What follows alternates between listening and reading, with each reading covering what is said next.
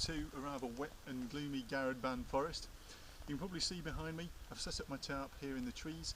In this next clip we're going to take a look at the kit that I've used to do that, the steps that I've gone through to put it up, and one or two little tips and cheats to make the experience a little bit quicker.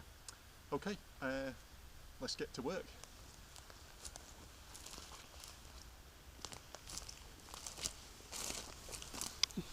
Right, let's start by looking at the basic kit. This is my setup. Other people may have different ways of doing this. What I've got here is an old canoe ratchet strap. I'll explain what we need that for later, but it also serves to keep everything in one place. We have the ground sheet, the bottom half of an old tent that I found abandoned on the beach last summer.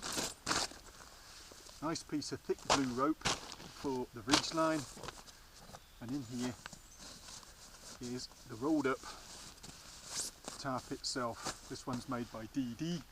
All sorts of different types on the market. You can spend £5 will get you a perfectly good one.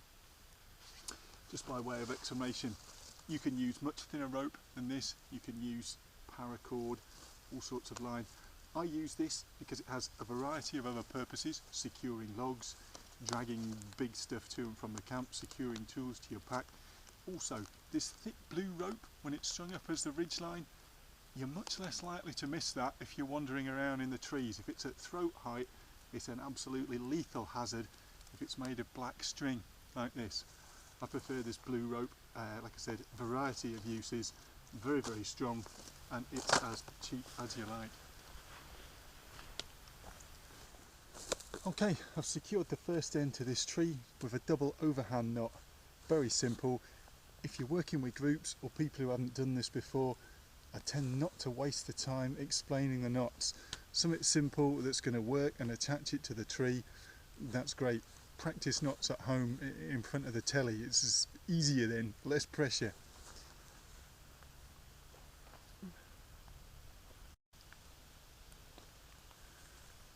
Now at the other end, I've put a double figure of 8 loop into the rope, and it stops short of the tree by about 8 inches, maybe closer to 10. I've also threaded through it the ratchet strap that we looked at earlier, and now taking both ends, pass that round the tree and secure it using the strap. Nice and simple, easy to tension once I got it threaded through. If I need to move it, very easy.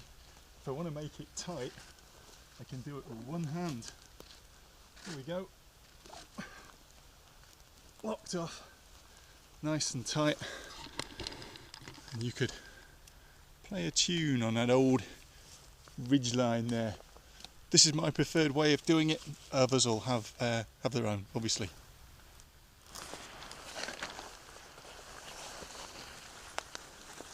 Okay, now I'm just going to throw the tarp over the ridge line, and we're pretty much halfway there.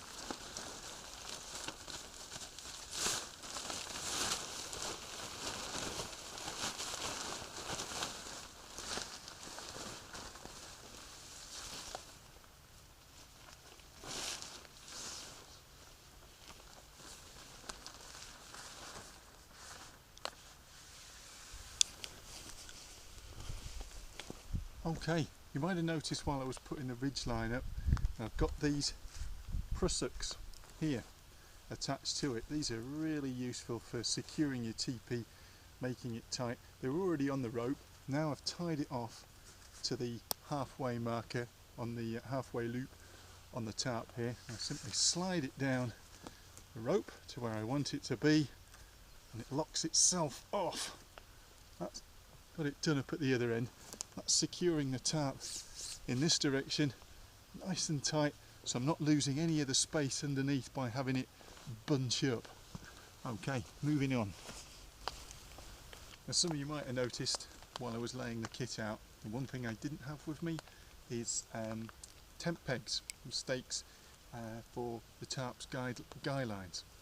The way I see it is, as long as I got 2 trees to put the ridge line on, the chance of finding 4 tent pegs or 4 sticks is pretty good. Just something you don't need in your kit. At this time of year out here, the ground's wet but it's firm.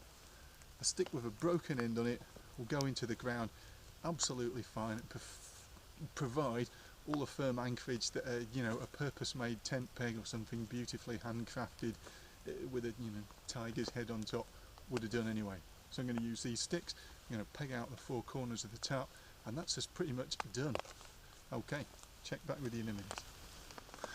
Okay, and you can see what I did here with this last tarp string. Well, with all of them, before I put it away last time, I tied them all off nice and neat. And that's a real pain when you're wanting to be on your way home, but trust me, when it's like this and it's raining and you want to get the tarp set up, if these are hanging loose, it's absolute certainty they'll get caught on every last stick and rock and embuggerance in the whole place.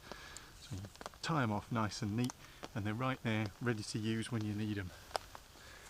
Okay, last stake going in now. Pushes straight into the ground, no problem. Just a little bit of tension on here and we're done.